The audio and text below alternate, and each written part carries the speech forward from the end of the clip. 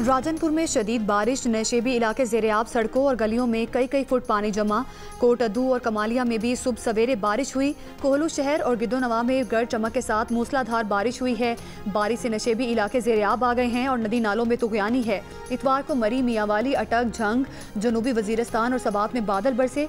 मालाकंड में बारिश के बायस दीवार गिरने से 2 बहनें जाम बहक। कोहाट में बारिश के बायस मकान की छत गिरने से 1 शख्स जाम बहक। खैबर की तहसील जमरूद में 2 बच्चियां सैलाब में बह गई। एक बच्ची की लाश निकाल ली गई, दूसरी की तलाश जारी। महकमा मौसमियात के मुताबिक आज इस्लामाबाद, सिंध, पंजाब, खैबर पख्तूनख्वा, बलोचिस्तान, कश्मीर और गिलगित बल्तिस्तान में चंद मकामात पर बारिश का इम्कान है।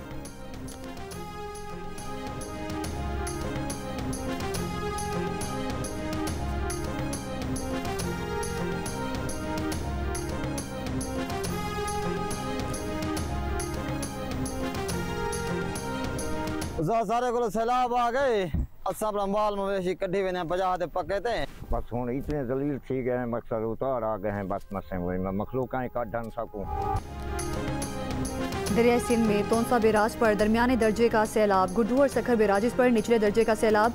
फ्लड फोरकास्टिंग डिवीजन के मुताबिक तोंसा बैराज पर पानी की आमद और इखराज 4,26,000 क्यूसिक है। तरबेला डैम में पानी की सतह 1527 और मंगला डैम में 1184 फुट हो गई। दरियाई सिंध में राजनपुर, घोटकी और तोंसा के मकाम पर पानी की सतह में मुसलसल इजाफा। तोंसा में कई बस्तियां ज़ेर-ए-आब आ गई। राजनपुर के कच्चे के इलाकों से लोगों की महफूज मकामात पर नकल मकानी जारी।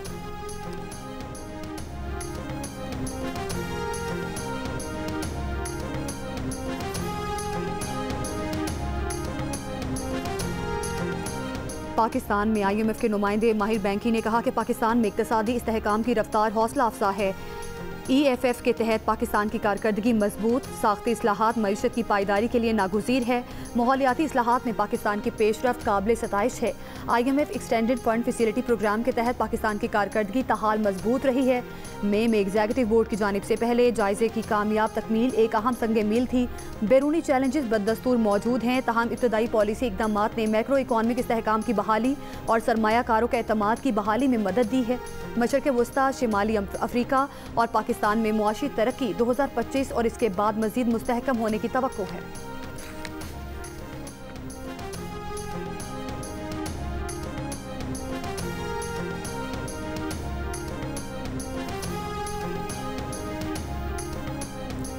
खैबर पख्तूनख्वा में सियासी तब्दीली के लिए अपोजिशन की मुशावरत हतमी मरहले में दाखिल।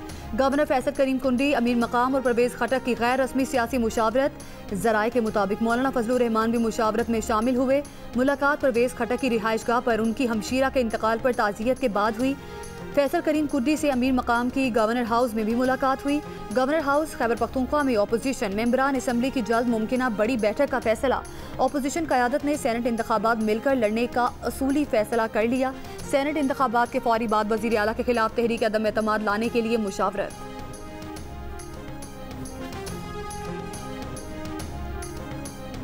एक जमहूरी अंदाज में अपना जो भी उनका मौक़िफ़ है उसको जो है वो लोगों के सामने रखना चाहें तो कानून के मुताबिक उन्हें इजाज़त है तो वो रख सकेंगे, और अगर वो वायलेंस की तरफ जाएं तो फिर कानून अपना रास्ता लेगा। स्पीकर ऑफिस एक यानी कस्टोडियन ऑफ द हाउस है, तो वहाँ पे आप आ जाएं, मैं भी वहाँ पे आ जाऊँगा और वहाँ पे बैठ के बात शुरू करें। तो आप मुझे बताएं कि अगर वो बात करना चाहते हैं तो फिर ये 90 दिन, ये 5 अगस्त, ये लाहौर की तरफ जो है वो चढ़ाई, इसकी क्या ज़रूरत है? वज़ीर आज़म के मुशीर बराए सियासी उमूर राना सनाउल्लाह ने कहा कि PTI मुज़ाकरात चाहती है तो एहतजाजी धमकियों का रवैया तर्क करना होगा। जियो न्यूज़ के प्रोग्राम में पाकिस्तान में बात करते हुए राना सनाउल्लाह ने कहा कि PTI ने पुरअमन एहतजाज का रवैया रखा तो लाहौर में जलसे की इजाज़त मिल जाएगी, बसूरत दीगर कानून अपना रास्ता अपनाएगा।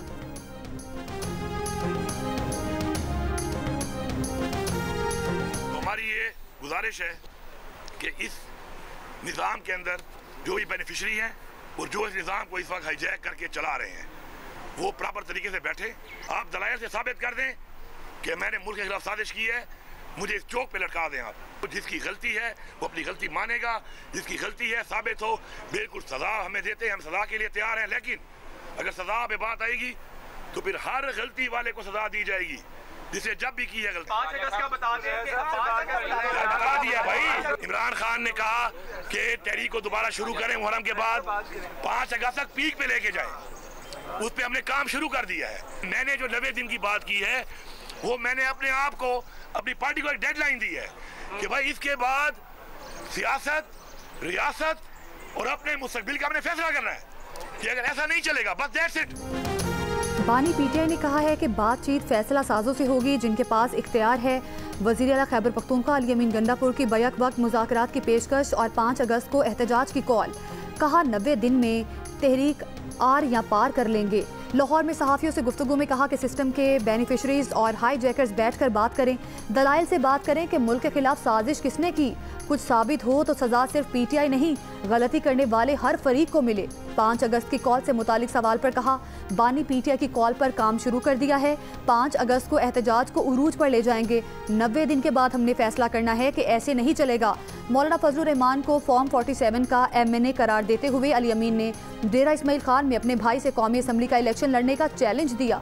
ये भी कहा उनका भाई हार गया तो वो सियासत छोड़ देंगे, फजलुर रहमान हारे तो उन्हें सियासत छोड़ना होगी। तू खुद फॉर्म 47 पे है, तू जेली मैंडेट की बात कर रहा है। अच्छा एक और काम भी कर लेते हैं। मौलाना साहब कहते हैं ना जेली मैंडेट है। मैं अभी आज फिर चैलेंज करता हूँ मौलाना साहब, आपको पहले मैंने हराया गैर मौजूदगी में, फिर मेरे भाई ने हराया। आज ये तुम्हें चैलेंज है, हर पोलिंग पे कैमरा मैं लगाऊंगा, पैसे मैं लगाऊंगा, मेरा भाई इस्तीफा देगा, तू और मेरा भाई इलेक्शन लड़ेंगे, तू जीत गया मैं सियासत छोड़ दूंगा, तू सियासत छोड़ेगा। अल्लाह का वास्ता है इस उम्र में कलमा हक पढ़ ले मौलाना साहब, मैं इतना कहूंगा, बाकी आप बात करें। मौलाना फजलुर रहमान के भाई ज़ियाउर रहमान ने अली अमीन गंडापुर का इलेक्शन लड़ने का चैलेंज कबूल कर लिया। कहा आपके अंदाज़े गुफ्तगू से मालूम हो चुका है कि आपके जाने का ज़माना आ चुका है। जल्द KP अवाम को करप्ट हुकूमत से छुटकारा दिलाएंगे। मौलाना फजलुर रहमान ने तुम्हारे लीडर को इक़्तिदार से घसीट कर निकाला था। पहले मुफ्ती महमूद के इस बेटे से मुकाबला करके दिखाओ, अपने भाई से इस्तीफा दिलवा कर उनका मुझसे मुकाबला कराओ।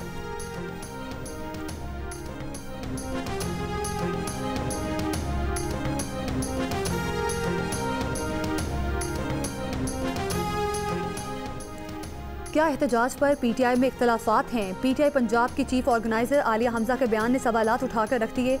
आलिया हमजा ने एक बयान में कहा है कि क्या कोई इस बात पर रोशनी डालेगा कि बानी पीटीआई की रिहाई के लिए किस लाहे अमल का ऐलान हुआ।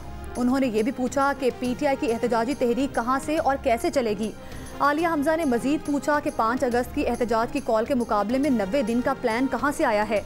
अगर आप में से किसी की नज़र से कोई बात गुजरी हो तो मेरी भी रहनुमाई कर दें।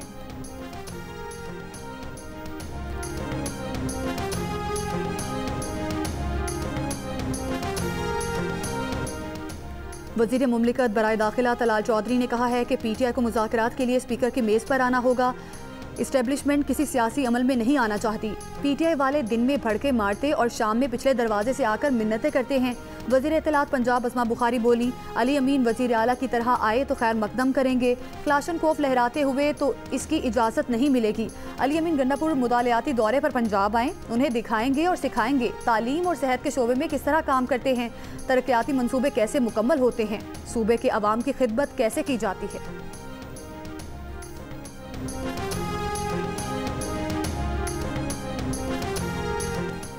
गैलप पाकिस्तान के सर्वे में कहा गया है कि खैबर पख्तूनख्वा में सिर्फ 63% अफराद को सेहत की सहूलत मैसर है, 66% आबादी गैस से महरूम है, 49% अफराद को बिजली की किल्लत या ख़राब फराहमी का सामना है। सर्वे में सामने आने वाली राय के मुताबिक सूबे में 77% नौजवान पार्क्स और 81% को लाइब्रेरी की सहूलत मैसर नहीं। सर्वे में कहा गया है कि तहरीक इंसाफ के 13 साल के दौर में सड़कें और ट्रांसपोर्ट बेहतर हुई, ताहम 2024 के बाद तरक्की की रफ्तार सुस्त रही। तहरीक इंसाफ के 49% वोटर के मुताबिक उनके इलाकों में कोई नुमाया तरक्की नहीं हुई। 52% ने राय दी है कि तरक्याती फंड्स करप्शन की नज़र हो चुके हैं। 59% ने बेरोजगारी में इजाफे की निशानदेही की। 73% ने इल्ज़ाम लगाया कि सरकारी नौकरियां मेरिट नहीं बल्कि ताल्लुकात पर दी जाती हैं।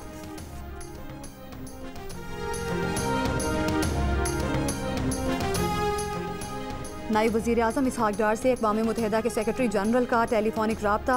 नायब वज़ीर आज़म का आलमी अमन सलामती और तनाज़ात के पुरअमन हल के लिए पाकिस्तान के अज़्म का इयादा। तर्जुमान दफ्तर ख़ारजा के मुताबिक नायब वज़ीर आज़म इसहाक डार और अंतोनियो गुतेरेस आइंदा हफ्ते न्यूयॉर्क में मुलाकात करेंगे।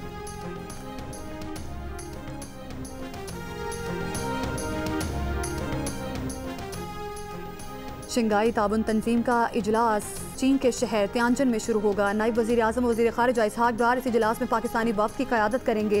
भारतीय वज़ीर ख़ारिजा जयशंकर भी इस इजलास में शिरकत कर रहे हैं।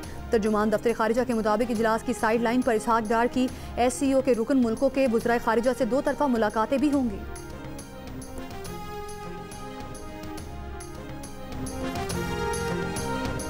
वफाकी वज़ीर दाखिला मोहसिन नकवी की तेहरान में ईरानी हम मनसब से मुलाकात। बाहमी दिलचस्पी के अमूर और पाक ईरान ताल्लुकात पर तबादला ख्याल किया गया। ईरानी वज़ीर दाखिला ने कहा, यकीनन आपका दौरा पाक ईरान ताल्लुकात के फ़रोग़ में मुआविन साबित होगा। मोहसिन नकवी का कहना था कि उम्मीद है पाक ईरान और इराक सफ़ मुल्की कॉन्फ्रेंस से ज़ायरीन के मसाइल के हल में मदद मिलेगी। मोहसिन नकवी आज ज़ायरीन और बॉर्डर इशूज़ पर सह मुल्की कॉन्फ्रेंस में शिरकत करेंगे। वफाकी वज़ीर दाखिला मोहसिन नकवी ईरान के सदर मसूद पेज़ेश्कियान से भी मुलाकात करेंगे।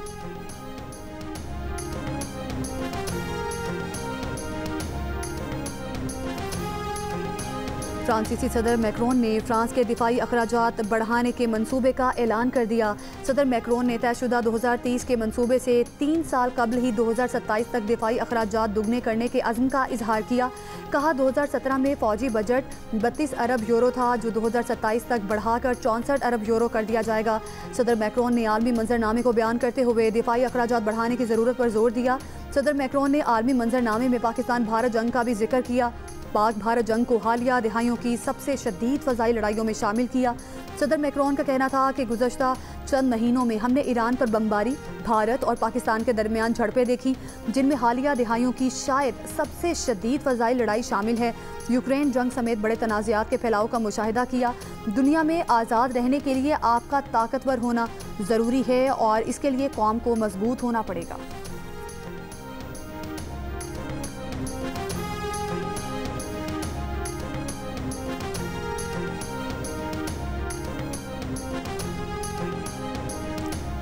छब्बीसवीं आईनी तरमीम पर पार्टी फैसले के खिलाफ वोट देने पर तहरीक इंसाफ ने 5 अरकान को पार्टी से निकाल दिया।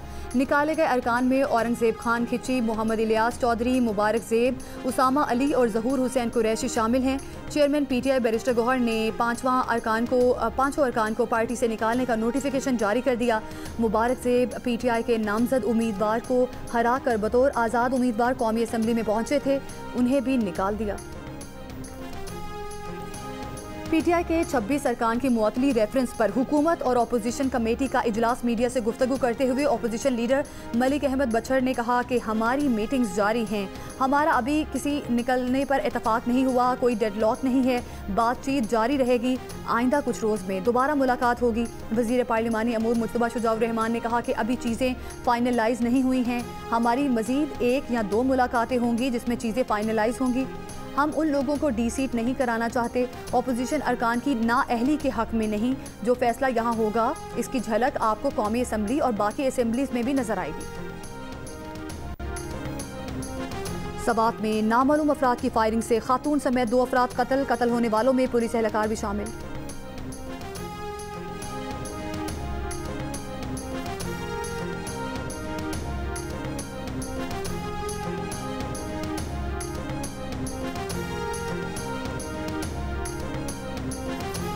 लाहौर बदामी बाग के इलाके में मुकाबला, एक मुलजिम हलाक। पुलिस का दावा है कि मुलजिम अपने साथियों की फायरिंग से मारा गया। मुलजिम की गिरफ्तारी के लिए छापा मारा तो मुलजिम ने साथियों समेत पुलिस पर फायरिंग कर दी।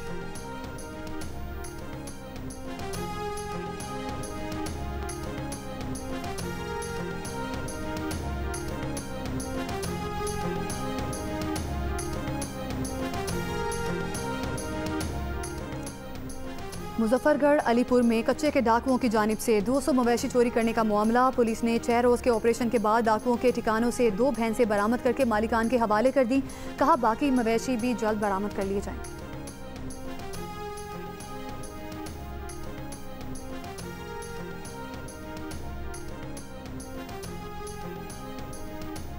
मुजफ्फरगढ़ अलीपुर में कच्चे के डाकुओं की जानिब से 200 मवेशी चोरी करने का मामला। पुलिस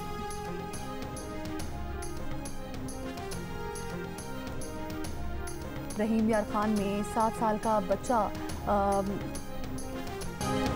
अमरीकी सदर ट्रंप ने 1 हफ्ते में गजा मुआहदे की उम्मीद जाहिर कर दी। सहाफ़ियों से गुफ्तगू में कहा कि इस हफ्ते इसराइल हमास जंग बंदी बातचीत दुरुस्त सम्त में जाने की उम्मीद है। यूक्रेन को पैट्रियट मिसाइल भेजने का भी ऐलान।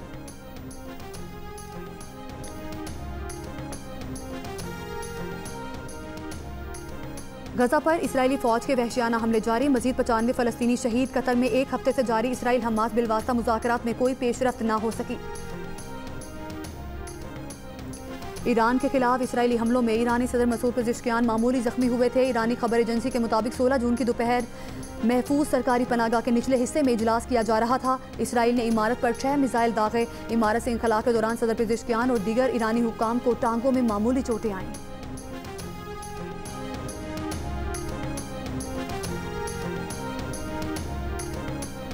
ब्राज़ील ने भारत से आकाश मिसाइल की खरीदारी की बातचीत रोक दी। भारतीय आकाश मिसाइल के सिस्टम में जदीद ऑपरेशनल सलाहियतों की कमी का एतराज़। मीडिया रिपोर्ट के मुताबिक ब्राज़ील अब इटली की जदीद modular air defence solution system खरीदने की कोशिश कर रहा है।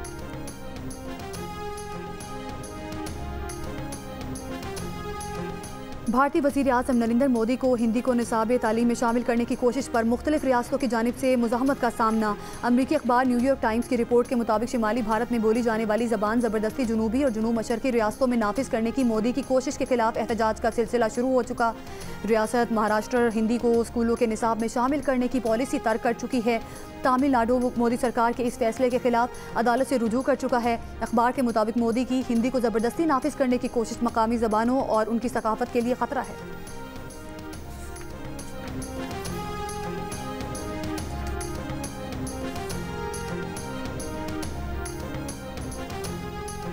अमेरिकी रियासत कैंटकी में चर्च में फायरिंग, 2 अफराद हलाक, हमलावर भी मारा गया। गवर्नर कैंटकी की तस्दीक।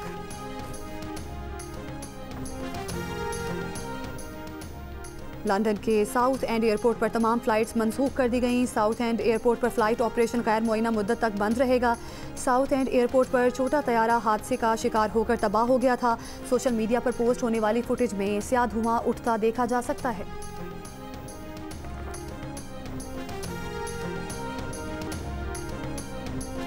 थाईलैंड में जारी एशियन अंडर 16 वॉलीबॉल चैंपियनशिप में पाकिस्तान टीम की शानदार कारकर्दगी। अपने दूसरे मैच में सऊदी अरब को भी स्ट्रेट सेट्स में हरा दिया।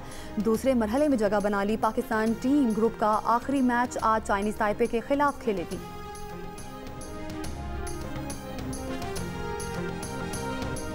Tour de France cycle race का नवा मरहला बेल्जियम के टिम मर्लियर ने जीत लिया। उन्होंने 174.1 किलोमीटर का फासला 3 घंटे 28 मिनट और 52 सेकंड में तय किया। टिम मर्लियर ने जारी इवेंट में दूसरी बार कामयाबी हासिल की। नवे मरहले में दूसरी पोजीशन इटली के जो नेथन मिलान और तीसरी पोजीशन बेल्जियम के आर्नाउडी ने हासिल की।